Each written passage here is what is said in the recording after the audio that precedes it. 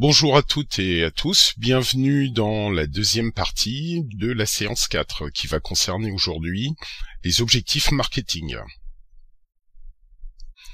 Donc dans un premier temps, on peut se poser la question pourquoi fixer des objectifs marketing.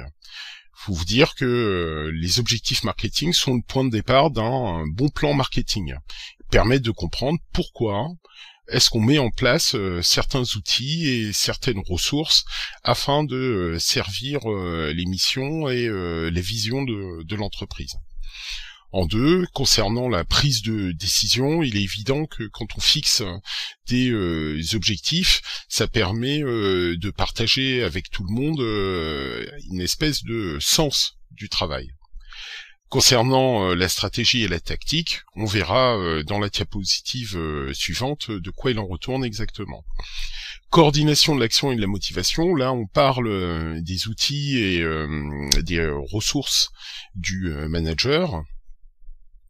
Fixer des objectifs communs et ensuite les répartir individuellement permet de faire sens et de sentir pour chacun des membres du groupe quelle est son importance en termes de valeur ajoutée aux services proposés par l'ensemble de l'entreprise. Enfin, contrôle et performance, cela permet par des règles d'équité et qui sont pour l'ensemble indiscutables de fixer justement le seuil de la performance en disant voilà, à partir de 2,5 points de part de marché gagnée à la concurrence, on peut considérer que la performance est au rendez-vous. Ce que je vous disais tout à l'heure sur la construction du plan marketing est proposé par ces diapositives. Donc on voit que l'environnement externe de l'entreprise, à savoir les éléments politiques, économiques, technologiques, etc., sont pris en compte et transformés dans l'entreprise par une vision, donc une vision du monde, de son environnement et de sa position sur cet environnement-là, dans cet environnement, qu'elle transforme ensuite en mission. Elle met en place des ressources à travers la finance, sa capacité à produire ainsi que ses ressources humaines au service d'un plan marketing. Et ce plan marketing s'appuie donc sur des objectifs qui eux-mêmes sont déclinés en stratégie, en tactique et en outils de contrôle de la performance et du fonctionnement du système. Donc c'est en cela que fixer des objectifs finalement se révèle capital et moteur pour l'ensemble de l'activité. Petit rappel sur les différentes stratégies marketing.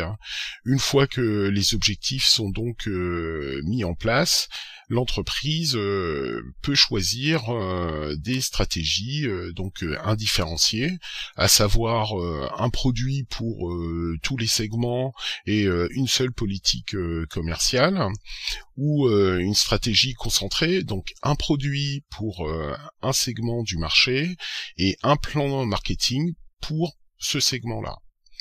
Ou alors une stratégie différenciée, c'est-à-dire proposer un produit par segment et une politique mercatique par segment. Donc ça suppose quand même d'avoir des moyens relativement importants. Ou enfin une politique, une stratégie marketing adaptée, donc un produit pour tous les segments, mais une politique marketing par segment, ce qui est une adaptation de la politique, de la stratégie différenciée. Concernant la fixation des objectifs, il y a des règles pour estimer la validité d'un objectif. Et pour cela, on utilise la méthode SMART, donc un acronyme qui signifie donc spécifique, mesurable, acceptable, réaliste ou encore temporellement défini. Si on en vient au détail, spécifique ou simple, en fonction des acceptations de la méthode SMART que vous pourrez rencontrer, signifie que les résultats doivent pouvoir être attribués spécifiquement, ou à un individu, ou à une équipe, ou encore à une action. C'est une des règles de la chaîne de valeur. On doit pouvoir identifier la source de la valeur ajoutée. En plus, l'objectif doit être formulé de manière claire, précise et concise, donc compréhensible par tous et rapidement. Si l'objectif s'avère finalement trop complexe, il doit être décomposé en sous-objectifs. Et en termes d'évaluation, il faut aussi penser aux critères de mesure. Est-ce que un seul critère de mesure me permet de valider l'atteinte de mon objectif ? Le M signifie donc mesurable. Les résultats obtenus doivent pouvoir être quantifiés, qualifiés ou classifiés. Il s'agit aussi de déterminer un seuil au-delà duquel la performance sera réalisée, fixer un niveau à atteindre.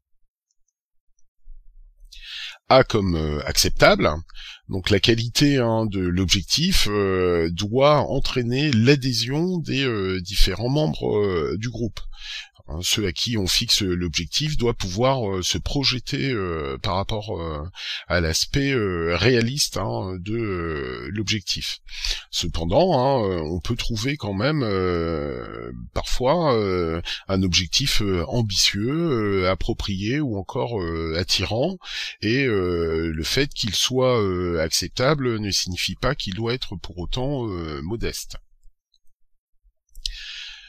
Modeste, immodeste, ambitieux ou alors réaliste, en tout état de cause, il faut savoir chez le manager trouver les bons termes et proposer les bonnes ressources pour permettre justement d'atteindre cet objectif. L'objectif doit être réaliste et réalisable. Il n'en demeure pas moins qui peut être un excellent défi à relever. Songez par exemple à l'aventure de SpaceX d'Elon Musk, qui se retrouve être le sous-traitant officiel de la NASA. Eh bien, il est fixé comme objectif à ses salariés d'être capable de lancer les satellites et de récupérer la fusée, en faisant par là une innovation technologique majeure, en évitant de polluer l'espace et en réalisant une diminution de coûts exceptionnels, puisque la fusée se retrouve réalisable. Et au passage, il a démontré une capacité technologique et quasi scientifique à récupérer ces lanceurs. Il est bien évident que quand il a proposé ce challenge à ses équipes, tout le monde a dû, pour le coup, lever les yeux au ciel et s'imaginer cela impossible, mais finalement, ils y sont arrivés. Pour qu'un objectif soit valide également, il faut songer à définir le temps, puisque il faut prévoir une date ou un délai pour fixer l'atteinte de l'objectif.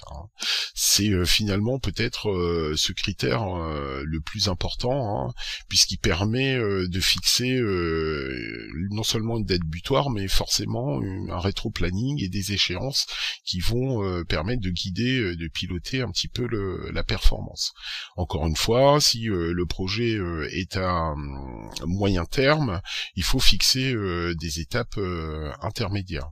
Parce qu'il est important que tout le monde puisse rester motivé et avec le projet en permanence en tête.